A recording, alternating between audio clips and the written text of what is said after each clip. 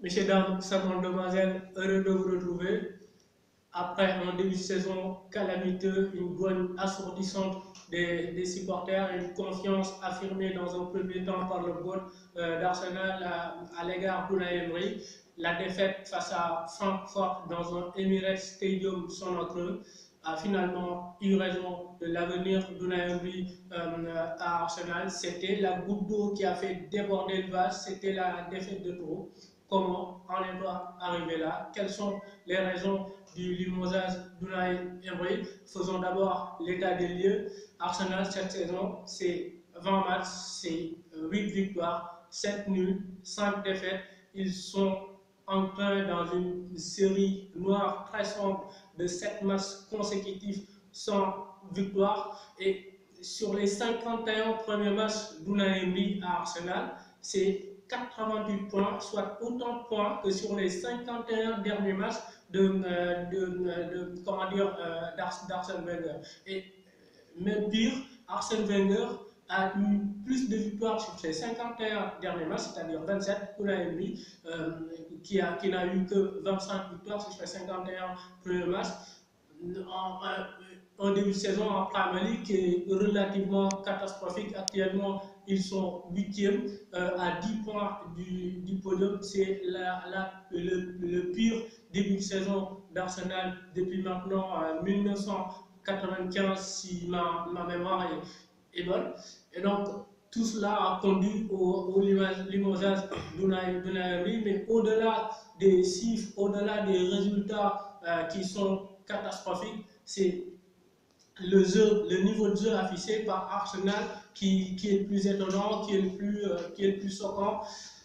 Au-delà des résultats catastrophiques, bon, c'est le niveau de jeu affiché qui m'a le plus choqué, qui m'a le plus interpellé, compte tenu en digeste, expression collective très médiocre, des prestations insipides les unes après les autres sur le plan tactique aussi. On a vu énormément de chambardements, énormément de chamboulements, beaucoup de schémas tactiques proposés pour au final des échecs qui ont les uns après les autres. On a vu le 4-4-2 losange proposé face à Liverpool qui a tourné au vinaigre tout simplement parce qu'il avait laissé d'énormes espaces, beaucoup de liberté d'expression aux latéraux de Liverpool, Trent Alexander-Arnold et Robertson. On a vu le 3-4-1-2 proposé face à Leicester qui a aussi tourné au vinaigre. On a vu aussi que son schéma de jeu privilégié, qui est 4-2-3-1,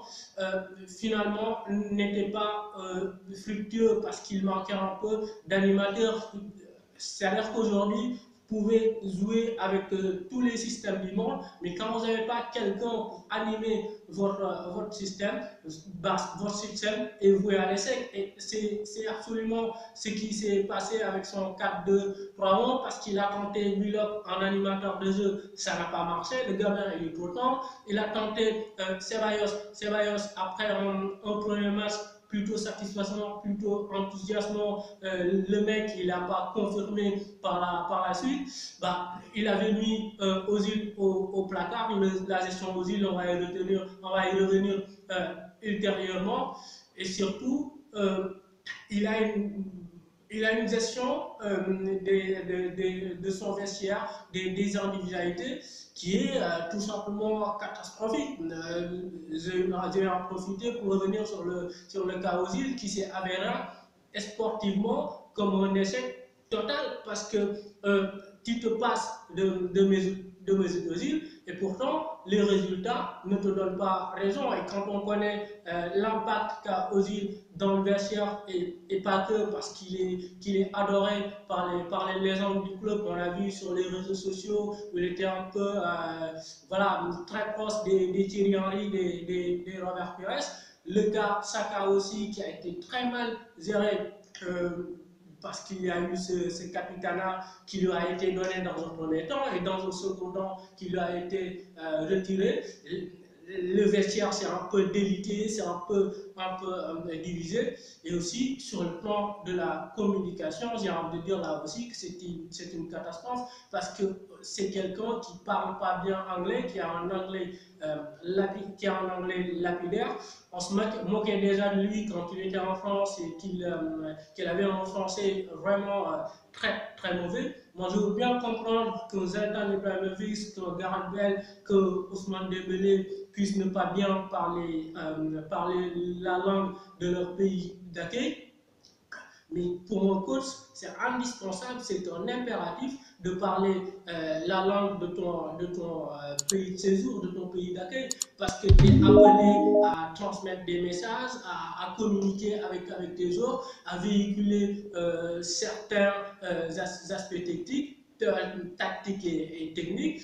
Et à partir du moment où tu ne maîtrises pas trop la langue, ça devient un peu plus compliqué avec la communication avec tes interlocuteurs. Et c'est un entraîneur aussi qui respire un peu la trouille parce que quand on le voit sur le bord de la touche, on a l'impression, il donne l'impression de quelqu'un qui a peur et il transmet cette peur en quelque sorte à son équipe par son gestuel, par ses mimiques. On l'a vu lors de la remontada Barcelone-Paris Saint-Germain où il était sur le bord de la touche, mais il était apeuré, intimidé et il transmet un peu ça à son équipe. Aujourd'hui, je suis jour d'Ina Emery, on est dans une situation délicate, je regarde le bord de la touche, bah, je le vois en train de transpirer, bah, je me dis, c'est pas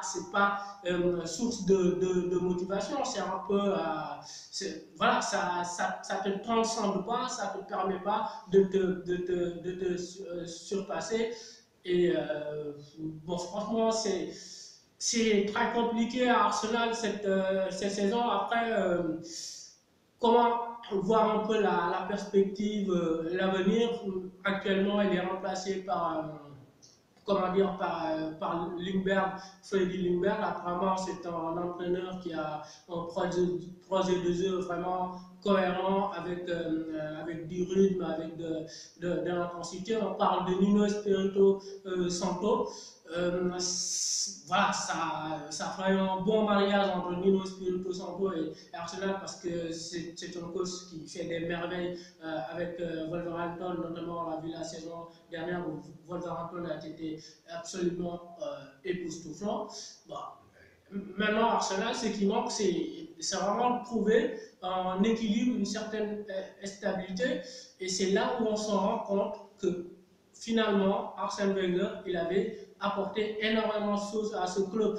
Alors, je veux bien qu'on dise qu'il n'a pas gagné énormément de choses, que voilà, c'est un entraîneur qui a niveau palmarès, c'est pas le plus riche au monde, mais quand même, vous restez pas 22 ans dans un club comme Arsenal qui a les ambitions qu'elle a, sans, si vous n'êtes pas performant, si vous n'êtes pas en visionnaire, si vous n'êtes pas en bâtisseur, donc plus de respect franchement à Arsène Wenger.